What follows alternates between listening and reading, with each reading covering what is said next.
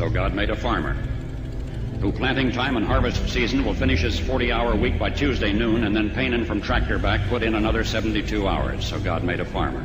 God had to have somebody willing to ride the ruts at double speed to get the hay in ahead of the rain clouds and yet stop in midfield and race to help when he sees the first smoke from a neighbor's place. It had to be somebody who'd plow deep and straight and not cut corners. Somebody to seed, weed, feed, breed, and rake and disc and plow and plant and tie the fleece and strain the milk and replenish the self-feeder and finish a hard week's work with a 5-mile drive to church. Somebody who'd bail a family together with the soft, strong bonds of sharing. Who would laugh and then sigh and then reply with smiling eyes when his son says that he wants to spend his life doing what Dad does. So God made a farmer.